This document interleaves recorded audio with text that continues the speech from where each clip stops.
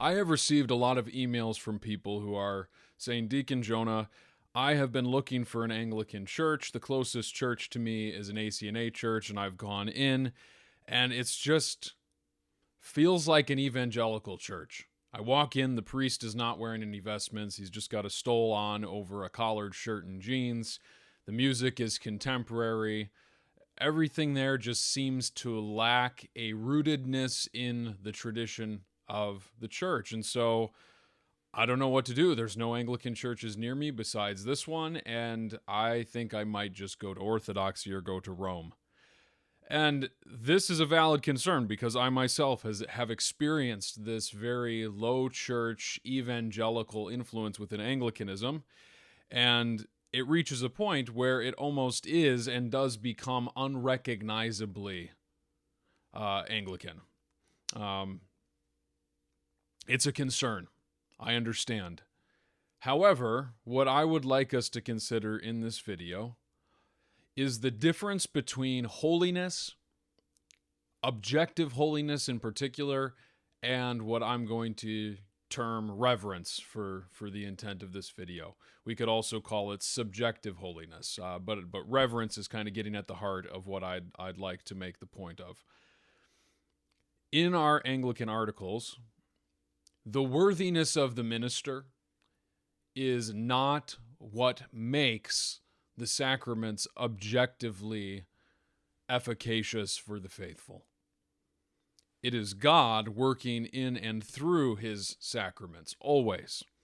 This is the objective reality, where there are validly ordained ministers who have been dutifully, lawfully called and ordained in succession. We can have a confidence that what is taking place before us is objectively holy. And the reason I'm stressing this is because when we go into an ACNA church that may have a lower understanding of ecclesiology and of worship, and really, I'm not even going to say a erroneous view of the worship of the church that's rooted in modern evangelicalism and not in historic Catholic faith and practice, it is disarming to go into a place like this. And it can feel, because of the atmosphere, that there is a lack of holiness. However, I think we should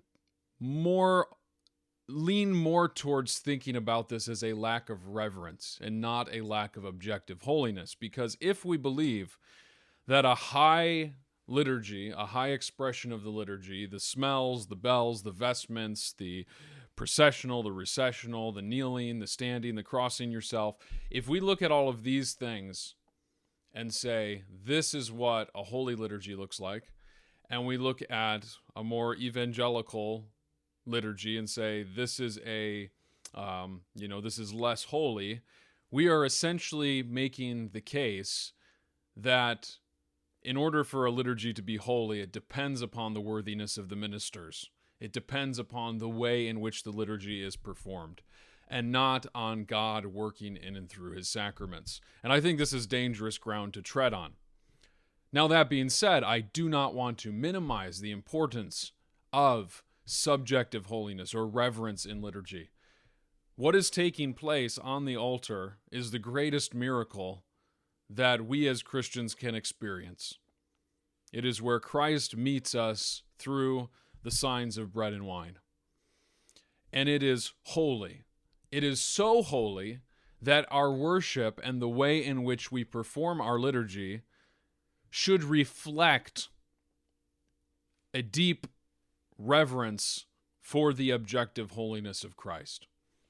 And when that's missing, that subjective experience of holiness, the reverence that ought to invoke in us a sense of awe and wonder and recognition that something is happening before us that is beyond ordinary, that is robbed from us in these lower expressions, these erroneous expressions of the church.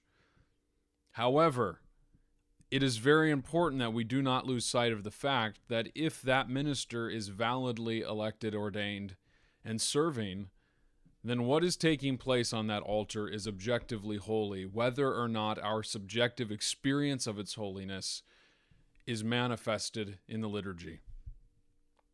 So Deacon Jonah, why are you making this video? What's your point?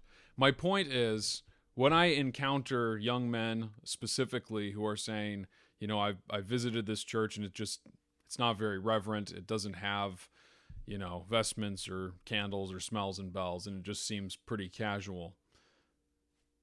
It can be easy to think that that means you've reached a dead end. However, what I would encourage us to do is to recognize that the objective holiness of a high liturgy and the objective holiness of a low liturgy are identical, even if the subjective experience of that holiness, or the reverence, as I've been using, is very, very different between the two. And so if you are convinced of Anglicanism, you love Anglicanism, and the church nearby is not expressing Anglicanism well, I would still encourage you to attend. Obviously, if there's female priests and things like that, don't attend. There's no validity in those orders, no validity in those sacraments. That is a time to depart. However, if it's a stylistic difference, even one that is significant and is wrong, we still believe that Christ is the one who works through his sacraments, and the worthiness of the minister, how well they do the liturgy, how well they preach, how well the music, how well everything is put together, that is not what makes the liturgy holy. What makes the liturgy holy is Christ working in and through his church. Now, I am not saying that these things are insignificant, okay? But what I am saying is we need to have a little bit of a perspective change, because I think sometimes we do default to looking at the way a liturgy is done and assuming that that means that one is holier than the other. And I think that is the kind of thinking we want to avoid. And if we can avoid that thinking and acknowledge the objective holiness of both, we're going to have an easier time navigating, an easier time settling, and an easier time engaging, and not just saying, well, not my church, not my problem. They're going to do it their way. If we really believe we're one holy Catholic Apostolic Church, we ought to be having conversations and correcting the way some of these liturgies are done. I think it's erroneous that there are churches that treat the sacrament as though it's just a midday meal.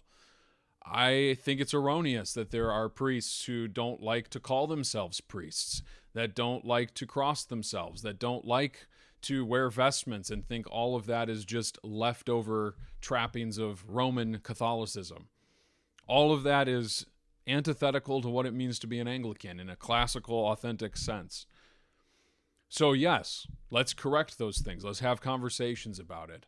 But in the midst of that, let us not lose sight of the fact that where two or more are gathered and a valid minister is presiding over the sacrament, it is objectively holy, whether or not the reverence that ought to be shown to the sacrament and to the liturgy is present.